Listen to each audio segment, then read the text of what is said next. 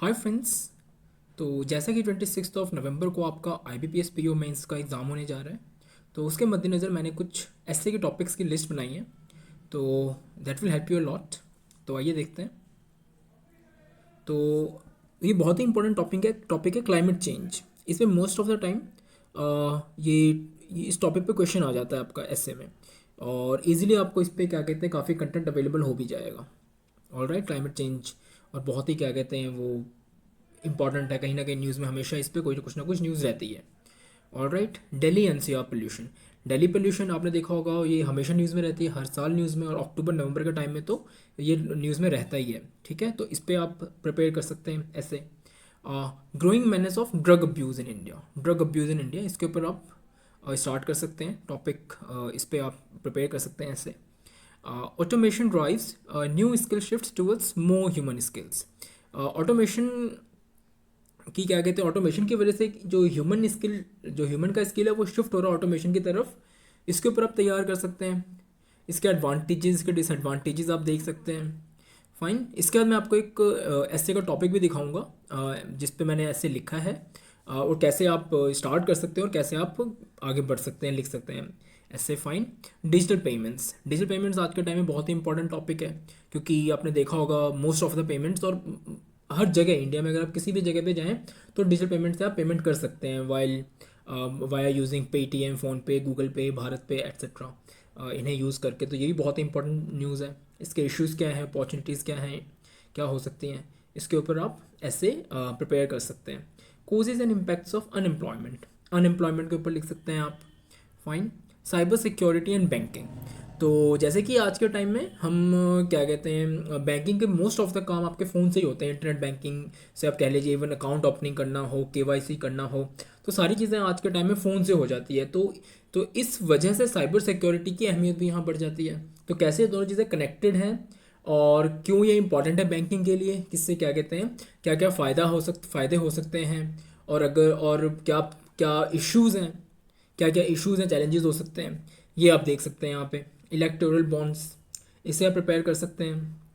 Startup ecosystem in India, आपने देखा होगा लास्ट के कुछ सालों में बहुत सारे स्टार्टअप्स, नए नए स्टार्टअप्स वगैरह स्टार्ट हुए, तो उसका इकोसिस्टम कैसा है, उसके ऊपर कुछ डेटा वगैरह आप दे सकते हैं। फाइन, मैनेज ऑफ टेररिज्म के ऊपर लिख सकते हैं। रिफॉर्म्स इन एमएसएमई सेक्टर, और इससे रिलेटेड रिफॉर्म्स और गवर्नमेंट क्या कर रही है और इसका क्या इंपॉर्टेंस है, ये सारी चीज़ें आप प्रिपेयर कर सकते हैं। अब आइए आपको दिखाता हूँ मैंने एक टॉपिक पे जो ऐसे लिखा है, किस तरह से लिखा है। तो मैंने लिखा है effect of fake news on social media. तो फेक न्यूज़ का सोशल मीडिया पे क्या इफेक्ट होता है, इसके ऊपर मैंने लिखा है। तो मैं आपको सजेस्ट करना चाहूँगा एक चीज़ कि अगर आप ये सोचेंगे कि मैं बहुत ही ज़्यादा क्या कहते हैं, बहुत ही ज़्यादा अच्छे अच्छे वर्ड यूज़ करूँ, फाइन, मैं बहुत ही ज़्यादा कंटेंट में बहुत ज़्यादा डेटा हो, कंटेंट बहुत ही ज़्यादा क्या कहते हैं, बहुत ज़्यादा इम्पैक्टफुल हो, ठीक है, अगर आप ये सारी चीज़ें सोच रहे हैं और आप जा रहे हैं IBPS PO मेंस के एग्ज़ाम देने, तो मैं आपको सजेस्ट करूँगा आप ऐसा ना करें, क्योंकि वहाँ पे इतना टाइम आपके पास होगा नहीं। आपके पास आधे घंटे का टाइम होगा, 30 मिनट, जहाँ पे आपको एक ऐसे लिखना होगा और एक लेटर लिखना होगा। तो मेरा ये सजेशन होगा आपको कि आप जो भी आपका टॉपिक है, जो भी मेन कीवर्ड है, जैसे इसमें बात कर ले तो effect of fake news on social media, यहाँ दो मेन कीवर्ड्स हैं, एक है सोशल मीडिया, सेकंड है फेक न्यूज़। तो आपको इन दोनों के इर्द गिर्द ही 250 वर्ड्स में ऐसे लिखना है।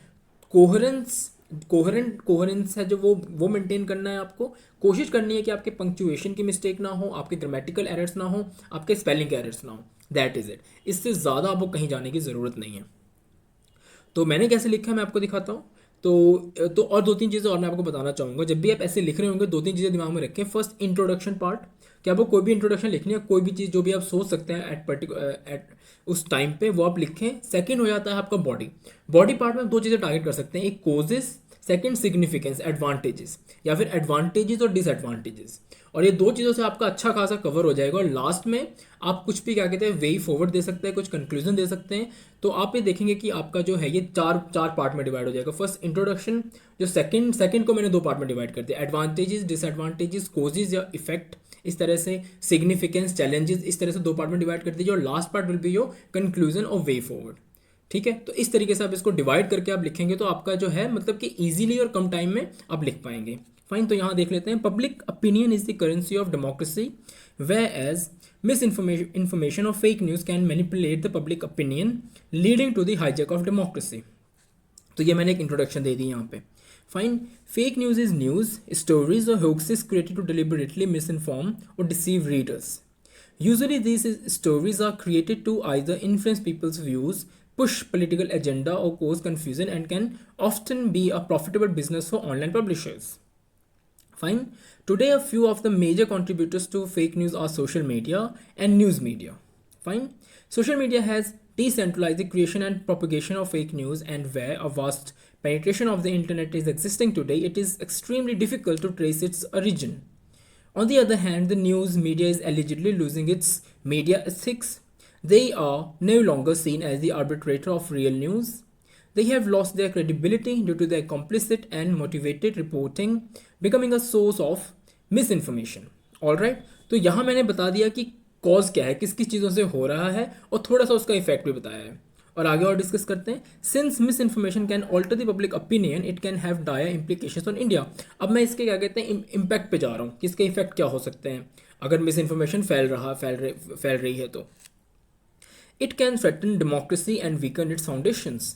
When one ideology is propagated which is related to some creed or faith, it can create disharmony in the society, inciting violence and hatred among communities. Fine. तो यहाँ मैंने थोड़े से इसके इफेक्ट बता दिया। लास्ट में देख लेते हैं, इन view of its implications, it is imperative that a meaningful framework is created in order to combat disinformation. तो मैंने यहाँ पे अब कंक्लूजन की और वे फॉरवर्ड की बात कर रहा हूँ कि इसके इफेक्ट के मद्देनज़र हमें कुछ इस तरह का फ्रेमवर्क बनाना चाहिए ताकि हम जो मिस इन्फॉर्मेशन है, फेक न्यूज़ है, उससे फाइट कर सकें। It is also needed that a strategy is devised for digital media literacy to the citizens, especially school children, to equip them with the skills to steer through the information they receive. ठीक है, हम इस तरह से क्या कहते हैं digital media की लिटरेसी को बढ़ावा दें ताकि जो आपके स्कूल चिल्ड्रन होते हैं या फिर जो यूथ होते हैं वो जब इन चीज़ों को यूज़ करें तो बहुत ही सही तरीके से यूज़ कर लें। उनके लिए क्या कहते हैं ईजी हो, मतलब आइडेंटिफाई करना कि क्या फेक न्यूज़ है क्या सही न्यूज़ है। ऑलराइट, तो इस तरीके से आप जाएंगे तो आप अच्छा स्कोर कर लेंगे। एंड अभी आपके पास ज़्यादा टाइम है भी नहीं, तो मैं ये कहूँगा कि जो भी टॉपिक्स मैंने यहाँ शेयर किए हैं आप इनको थोड़ा सा प्रिपेयर कर लें, that will help you a lot. So I hope कि आपको ये वीडियो अच्छी लगी होगी। Thank you.